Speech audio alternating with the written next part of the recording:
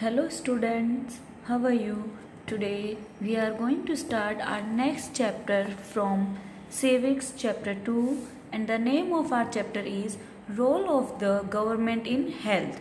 I know and you know that government is very important for in any aspect. So आज हम पढ़ेंगे कि health में government का क्या रोल होता है. हेल्थ किसे कहते हैं? हेल्दी सुना है आपने कि हेल्दी पर्सन किसे कहते हैं कि जिसे कोई बीमारी ना हो, जो एकदम स्वस्थ खड़ा हो, उसी को तो हम क्या बोलते हैं? हेल्दी. तो in correct manner healthy means होता है कि वो पर्सन जो मेंटली एंड फिजिकली क्या होता है? फिजिकली क्या होता है? फिट होता है. ना तो उसको फिजिकली मतलब क्या होता है? आँख, कान, नाक, पूरी बॉडी उसकी कैसी हो? स्ट्रेट हो, एकदम सही हो, उसमें कोई भी फॉल्ट ना हो. मेंटली मतलब हम मानसिक मन से भी स्वस्थ हो. हमें किसी भी तरीके का टेंशन नहीं होना चाहिए, हमें किसी तरीके का स्ट्रेस नहीं होना चाहिए, डिप्रेशन नहीं होना चाहिए. तब हम क्या होते हैं? एक हेल्दी पर्सन होते हैं. और इनके साथ साथ हमें किसी भी तरीके का कोई भी डिजीज नहीं होना चाहिए. डिजीज मतलब कोई भी बीमारी नहीं होनी चाहिए. जैसे कुछ लोगों को टीबी होता है, किसी को बीपी की बीमारी होती है, तो हमें ये सारी बीमारी नहीं होनी चाहिए. हम मेंटली भी फिट हों, हम फिजिकली भी फिट हो, plus we don't have any type of disease. तब हम क्या कहेंगे? We are a healthy person. और ये डेफिनेशन किसने दिया है? WHO. WHO कौन है? World health organization. जैसे अभी कोरोना जो चल रहा है कोविड-19, तो इसमें आपने बहुत बार सुना होगा इसका WHO का रोल, सरकार का रोल कि हेल्थ के लिए सरकार क्या डिसीजन ले रही है. नए नए हॉस्पिटल्स बनवा रही है, लोगों के लिए नई नई मेडिसिन्स मंगवा रहे हैं और हर तरीके से प्रोग्राम्स चला रहे हैं कि किस तरीके से किस तरीके से इंसान क्या रह सकता है? फिट रह सकता है, हेल्दी रह सकता है. उसके लिए हमें क्या करना चाहिए? एक्सरसाइज करना चाहिए, योगा करना चाहिए. तो इससे हम क्या रहेंगे? हम एक हेल्दी पर्सन रहेंगे. तो आज हम क्या पढ़ेंगे कि भाई सरकार हेल्थ रहना क्या है? हम पर्सन है, मैं अगर हेल्थ रहूंगी तो सरकार का इसमें क्या रोल हो सकता है? तो सरकार का काम होता है कि वो अपनी जनता के लिए वो सारी फैसिलिटीज प्रोवाइड कर रहे हैं जिससे वो एक क्या रह सके? एक हेल्दी पर्सन रह सके. Before moving further, try to answer these quiz. What is health? In India, it is often said that we are unable to provide health services for all because the government does not have enough money and means. Do you think this is true? Discuss.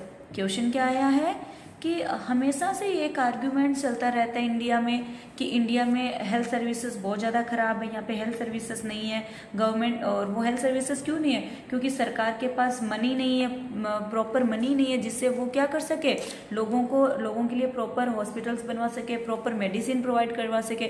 तो क्या आपको लगता है ये सही है? क्या सच में ऐसा लगता है कि इंडिया में मेडिसिन प्रॉब्लम, हेल्थ से रिलेटेड प्रॉब्लम्स आ रही है और हॉस्पिटल्स की कमी आ रही है? Now let's discuss. Health is a state of complete physical, mental and social well-being and not merely the absence of disease or infirmity. WHO क्या बोल रहा है कि हेल्थ का मतलब क्या है? हम प्रॉपर तरीके से, कंप्लीट तरीके से हम फिजिकली, मेंटली, सोशल वेलबींग सब तरीके से हम क्या होना चाहिए? हम फिट होने चाहिए और हमें किसी भी तरीके का कोई भी डिजीज नहीं होना चाहिए. Health refers to our ability to remain free of illness and injury. Health क्या रिफर करता है? कि हमारे अंदर इतनी क्षमता होनी चाहिए कि हम बीमारियों से क्या रहें? हम फ्री रहें. But health isn't just about disease. We also need to think of other factors that impact our health. For example, if people obtain clean drinking water और pollution free environment, they are likely to be healthy. अब क्या बोल रहे हैं? सिर्फ इन चीज़ों से बचने से हम हेल्थ नहीं रह सकते हैं कि हम एक्सरसाइज कर लिया, हम हेल्दी है, हम फिजिकली भी ठीक है, हमारे घर पे कोई भी टेंशन नहीं है, मेंटली भी फिट है, तो क्या हम फिट रहेंगे? नहीं. इसके साथ साथ हमें हमारे नेचर को भी, आसपास को भी क्या रखना पड़ेगा? क्लीन रखना पड़ेगा. अगर हम पोल्यूशन में जाएंगे तब भी हम बीमार हो जाएंगे. अगर हम गंदा पानी पिएंगे तब भी हम क्या हो जाएंगे? बीमार हो जाएंगे. On other hand, if people do not have adequate food to eat or they have to live filthy and dirty condition, they will be increasingly prone to illness. अगर लोग सही तरीके से नहीं रहे, अच्छा खाना नहीं खाए, गंदा खाना खाया मतलब सड़ा हुआ खाना खाया, या पोल्यूशन में रहे, या गंदा पानी पिया, तो इससे भी वो क्या हो जाएंगे? वो बीमार होने लग जाएंगे. All of us would obviously like to be active and in good spirits in whatever we may be doing. It isn't healthy to be gloomy, inactive, anxious, or remaining fearful for long stretches of time. All of these various aspects of our living form an integral part of health. Health care in India, India में health care का system कैसा है, health care कैसे है, यहाँ पे क्या doctors है, कितने हॉस्पिटल्स है, वो हम स्टडी करेंगे. India has the largest number of medical colleges in the world and in among the largest producers of doctor. India में सबसे ज़्यादा क्या है, मेडिकल कॉलेजेस है. मेडिकल कॉलेजेस मतलब जहाँ पे मेडिकल्स, जैसे हम स्कूल में आते हैं पढ़ने के लिए, तो वैसे ही जब हम 12th पास आउट हो जाते हैं, हमें हायर स्टडी करना होता है, एक डॉक्टर के फील्ड में जाना है, तो वो कॉलेजेस यहाँ पे क्या है, सबसे ज़्यादा है. और सबसे ज़्यादा डॉक्टर्स ही यहीं से पास आउट होके निकलते हैं. Approximately 15,000 new doctors qualify every year. हर साल में कितने डॉक्टर्स क्वालिफाई होते हैं, 15,000. Healthcare facilities have grown substantially over the year. In 1950, there were only 2,717 hospitals in India. In 1991, there were 11,174 hospitals. In 2000, the number grew to 18,218. Yes, देखो किस तरीके से यहाँ पे हेल्थ सिस्टम इंक्रीज हो रहा है. पहले हमारे पास 1915 में सिर्फ 2,717 हॉस्पिटल थे, लेकिन अब कितने हो गए, 18,218. और ये कब की बात हो रही है, 2000 की बात हो रही है. अब हम कौन से ईयर में चल रहे हैं, 2020. तो सोचो अब कितना नंबर इसका इंक्रीज हुआ होगा. India gets a large number of medical tourists from many countries. They come for treatment in some of the hospitals in India that compare with the best in the world. Yes, मतलब India में बाहर के लोग भी treatment के लिए आते हैं, और वो क्या बोलते हैं कि हम जिस ट्रीटमेंट के लिए आए हैं ये वर्ल्ड में बेस्ट है, इसीलिए हम यही इंडिया में आके इसका क्या करवाएंगे, ट्रीटमेंट करवाएंगे. Most of the doctors settles in urban area. People in rural areas have to travel long distance to reach a doctor. The number of doctors with respect to the population is much less in rural area. अब next क्या बोल रहा है कि जितने भी doctors है वो कहाँ है, अर्बन एरिया में सेटल्ड है. अर्बन एरिया का मतलब क्या होता है, सिटीज जहाँ पे हर चीज़ की फैसिलिटीज होती है, वहाँ पे डॉक्टर्स क्या है, सेटल्ड है. इसलिए जो लोग गाँव के हैं, रूरल मतलब विलेज, जो लोग विलेज में रहते हैं उनको कहाँ आना पड़ता है, बहुत दूर सिटी में आना पड़ता है, जिससे उनका बहुत ज़्यादा टाइम वेस्ट भी हो जाता है. The number of doctors with respect to population is much less in rural areas. Yes, गाँव में जितनी पॉपुलेशन है, जितने डॉक्टर्स, उतनी पॉपुलेशन के अकॉर्डिंग जितने डॉक्टर्स वहाँ होने चाहिए उससे बहुत ज़्यादा कम है doctors. About 5 lakh people die from tuberculosis every year. This number is almost unchanged since independence. Almost 2 million cases of malaria are reported every year and the number isn't decreases. TB के, tuberculosis के cases हर साल बढ़ रहे हैं, और जो independent के बाद हर बार ये पॉपुलेशन और इस तरीके की बीमारियां इंक्रीज होती जा रही है. We are not able to provide clean drinking water to all. 21% of all communicable diseases are waterborne. For example, diarrhea, worms, hepatitis, etc.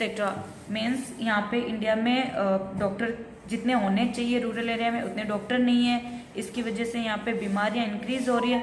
साथ ही साथ यहाँ पे पानी से होने वाली बीमारियाँ भी बढ़ रही है.